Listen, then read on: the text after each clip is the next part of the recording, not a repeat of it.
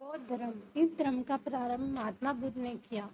इनके बचपन का नाम सिद्धार्थ था। पिताजी शुद्धोधन, माताजी महामाया, मौसी प्रजापति गौतमी। इन्होंने ही बुद्ध को पाला था, क्योंकि जन्म के एक सप्ताह बाद ही महामाया की मृत्यु हो गई। घोड़ा कंथक, सारथी चन्ना, पत्नी यशोधरा, 16 वर्षीय बेटा राहुल। जन्म स्थान नेपाल के लुम्बिनी में। कुल शाक्य कुल। जन्म 563 ईसा पूर्व। मृत्यु 483 ईसा पूर्व। 80 वर्ष। सिद्धार्थ को तथागत, कनकमुनि तथा शाक्य मुनि भी कहते हैं। इन्हें लाइट ऑफ एशिया भी कहते हैं। ये अपने साम्राज्य में भ्रमण के दौरान व्यक्ति जीवन की 4 अवस्था को देख, जिसके बाद इनके मन में वैराग्य, गृह त्याग उत्पन्न हो गया। वृद्ध व्यक्ति, बीमार व्यक्ति, शव, सन्यासी। वैराग्य उत्पन्न होने के बाद ये 29 वर्ष की अवस्था में ही गृह त्याग दिए। इन्होंने अलार कलाम से सांख्य दर्शन की शिक्षा ली। रुद्र क्राम ने योग दर्शन की शिक्षा ली। रुद्रक्राम को ही महात्मा बुद्ध का गुरु माना जाता है। महात्मा बुद्ध अपने 5 मित्रों के साथ सारनाथ के मृगदाब वन में लगभग 6 वर्ष तक कठोर तपस्या की। इसी वन में एक कन्या ने उनसे कहा कि वीणा को इतना न खींचो कि वह टूट जाए, और इतना कम भी न खींचो कि वह बजे ही नहीं। इस बात को सुनकर महात्मा बुद्ध गया चले गए। गया में इन्हें वैशाख पूर्णिमा के दिन पीपल वृक्ष के नीचे निरंजना फाल्गु नदी के तट पर ज्ञान की प्राप्ति हो गई। ज्ञान प्राप्ति के बाद वह पीपल वृक्ष महाबोधि वृक्ष कहलाया। ज्ञान प्राप्ति के बाद ही इनका नाम सिद्धार्थ से महात्मा बुद्ध पड़ा। बुद्ध का अर्थ होता है ज्ञानी व्यक्ति। ज्ञान प्राप्ति के बाद महात्मा बुद्ध सारनाथ गए, जहाँ उन्होंने अपने 5 मित्रों को उपदेश दिया। यह महात्मा बुद्ध का पहला उपदेश था। उन्होंने सर्वाधिक उपदेश श्रावस्ती में दिए। उन्होंने श्रावस्ती के उंगलीमाल डाकू को शिक्षा दी। इनके सबसे प्रिय शिष्य आनंद तथा उपाली थे। आनंद के कहने पर ही महात्मा बुद्ध ने महिलाओं को बुद्ध संघ में प्रवेश करने की अनुमति दी और कहा कि अब बुद्ध धर्म ज़्यादा दिन तक नहीं चलेगा। बौद्ध धर्म अपनाने वाली पहली महिला गौतमी थी और दूसरी महिला अमारपाली थी। बौद्ध धर्म अपनाने वाला पहला पुरुष तपट्टू तथा मल्ली था। महात्मा बुद्ध ने 4 सत्य कथन कहे। संसार दुख से भरा है। हर दुख का कोई न कोई कारण है। सभी दुख का सबसे बड़ा कारण इच्छा है। इसी इच्छा पर नियंत्रण पाया जा सकता है। इच्छाओं पर नियंत्रण पाने के लिए इन्होंने 8 मार्ग बताए, जिसे अष्टांगिक मार्ग कहते हैं। अष्टांगिक मार्ग का मुख्य उद्देश्य था व्यक्ति को बीच के रास्ते से चलना चाहिए, नहीं सरल न ही कठिन। इन्होंने अपनी अनुयायियों को 10 ऐसी बात करने को मना किया था जिसे सील कहते हैं। सील की संख्या 10 है। महात्मा बुद्ध ने 3 दर्शन दिए। अनेश्वरवाद अर्थात ईश्वर का कोई अस्तित्व नहीं है। शून्यवाद, कोई भी व्यक्ति सर्वोपरि नहीं है, न ही सर्वस्तामन है।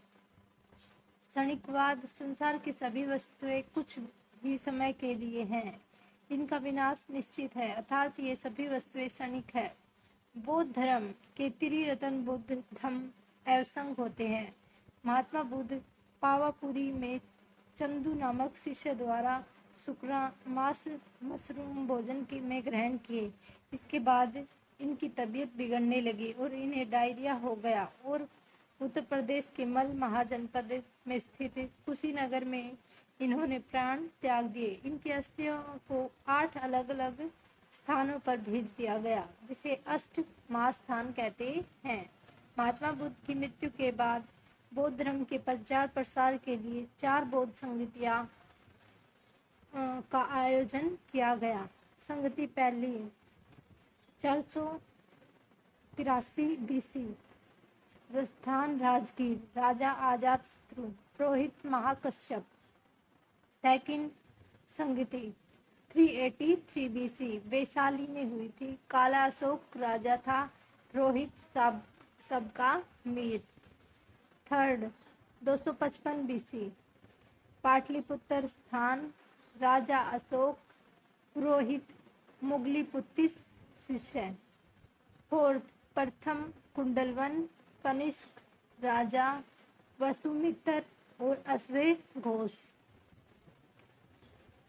4वीं बौद्ध संगति के बाद बौद्ध धर्म दो भागों में बट गया, हीनयान और महायान। हीनयान यह बौद्ध धर्म के उपदेशों में कोई भी परिवर्तन नहीं करते। महायान यह महात्मा बुद्ध के उपदेशों में परिस्थिति के अनुसार परिवर्तन कर लेते हैं। आगे जाकर महायान शाखा शून्यवाद व ब्रजयान शाखा में टूट गया। वज्रयान शाखा बौद्ध धर्म के विनाश का कारण था। इसमें मदिरा, मूर्ति पूजन, वेश्यावृत्ति की अनुमति थी। भागलपुर के विक्रमशिला विश्वविद्यालय, चीन, थाईलैंड ईटीसी में ब्रजयान शाखा है। बौद्ध धर्म से जुड़े चिन्ह गर्भ, हाथी, जन्म, कमल, गृहत्याग, घोड़ा, युवावस्था, सांड, ज्ञान प्राप्ति, बोधि वृक्ष, संबोधन, उत्थम उपदेश चक्र, धर्म चक्र परिवर्तन, समृद्धि, शेर, निर्वाण, पदचिन्ह, मृत्यु स्तूप, महापरिनिर्वाण। महात्मा बुद्ध का जन्म, ज्ञान प्राप्ति तथा मृत्यु वैशाख अप्रैल महीने में पूर्णिमा के दिन हुई। वैशाख पूर्णिमा को बुद्ध पूर्णिमा भी कहते हैं। जैन धर्म तथा बौद्ध धर्म में समानता, ईश्वर के अस्तित्व को नकार देना, मूर्ति पूजा का विरोध करना, कर्मकांड का विरोध करना, पुनर्जन्म में विश्वास, पुनर्जन्म से छुटकारे के लिए मोक्ष, दोनों ही हिंदू धर्म से जुड़े थे। बौद्ध धर्म तथा जैन धर्म में अंतर। बौद्ध के अनुसार मोक्ष प्राप्ति में सबसे बड़ी बाधा इच्छा थी। ज्ञान प्राप्ति को मोक्ष कहा गया। इसमें ज्ञान प्राप्ति के लिए अष्टांगिक मार्ग अपनाया गया। जैन धर्म, इसमें सबसे बड़ी बाधा आत्मा, इसमें ज्ञान प्राप्ति को कैवल्य कहा गया। इसमें ज्ञान प्राप्ति के लिए संलेखना बताया गया। बौद्ध धर्म के आगे बढ़ने के कारण जैन धर्म की भाषा प्राकृत थी, जो बहुत ही कठिन थी, जबकि बौद्ध धर्म की भाषा पाली थी, जो उस समय की सबसे लोकप्रिय भाषा थी। जैन धर्म में बहुत ही कठोर नियम थे, जबकि बौद्ध धर्म के नियम सरल थे। जैन धर्म में महिलाओं को सम्मान नहीं दिया गया, जबकि बौद्ध धर्म में महिलाओं को बराबरी का अधिकार दिया गया। जैन धर्म में ब्रह्मचर्य तथा अहिंसा पर बहुत अधिक ध्यान दे दिया, जबकि बौद्ध धर्म ने इस ओर कोई ध्यान नहीं दिया। जैन धर्म में निर्वस्त्र रहने का प्रावधान था, जो असभ्य प्रतीत होता था, जबकि बौद्ध धर्म में निर्वस्त्र रहने का प्रावधान नहीं था। जैन धर्म में केवल 2 ही संगतियाँ हुई, और वो भी 900 वर्ष के अंतराल पर, जबकि बौद्ध धर्म में 4 संगतियाँ हुई 100 वर्ष के अंतराल पर।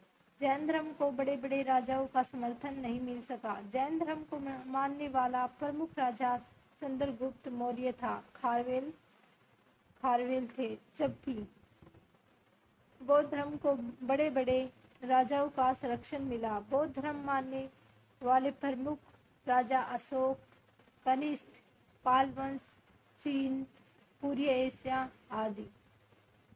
जैन धर्म तथा बौद्ध धर्म दोनों के विनाश के कारण दोनों ही धर्म हिंदू धर्म के कुरीतियों के विरुद्ध आवाज उठाकर आगे बढ़े हुए थे। इन लोगों ने मूर्ति पूजा तथा कर्मकांड का विरोध किया, किंतु कालांतर में इन लोगों ने भी कुरीतियां आ गई। इन लोगों ने भी मूर्ति पूजा तथा कर्मकांड प्रारंभ कर दिए। दोनों धर्मों ने हिंदू धर्म के वर्ण, जाति तथा प्रथा का विरोध किया, किंतु कालांतर में इनमें भी जाति अवस्था आ गई। बौद्ध तथा जैन मठों के मठाधीश धार्मिक बिंदुओं पर कभी ध्यान देने लगे तथा भोग विलास में लग गए। जैन तथा बौद्ध धर्म की कमजोरी स्थिति का फायदा उठाकर शंकराचार्य ने हिंदू लोगों को जागरूक किया। साथ ही गुप्त काल के राजाओं ने हिंदू धर्म में अनेक त्योहार इत्यादि जोड़कर हिंदुओं को एकत्रित कर दिया गया। आजाविक संप्रदाय। इस संप्रदाय के संस्थापक मुगली पुत्तिस गोसल थे। अशोक के पिता बिंदुसार आजाविक संप्रदाय को मानते थे। अशोक ने आजाविक संप्रदाय के भक्तों को बहुत से गुफा दान दिया था। भागवत धर्म। इसके संस्थापक वासुदेव थे। इस धर्म में सबसे अधिक जोर भक्ति पर दिया गया। भागवत संप्रदाय वाले बलि, कर्मकांड तथा पशु हत्या का विरोध में थे। शैव धर्म। इसमें भगवान शिव की उपासना की जाती थी। शिवलिंग का पहला साक्ष्य सिंधु सभ्यता में मिला है, किंतु यह प्रमाणिक नहीं है। शिवलिंग का पहला प्रमाणिक साक्ष्य मत्स्य पुराण में मिला है। शैव धर्म को मानने वाला दक्षिण भारत में अधिक है। शैव धर्म को मुख्यतः 3 भागों में बांटते हैं। पशुपति। ये शैव धर्म की सबसे प्राचीन शाखा है। इन्हें पंचार्थी भी कहते हैं। कपालिक। ये नर खोपड़ी में भोजन तथा जल ग्रहण करते हैं। ये मदिरा पान करते हैं। अस्थि के भस्म को पूरे शरीर में लगा लेते हैं। एग्जाम्पल, नागा साधु कपालिक होते हैं। लिंगायत।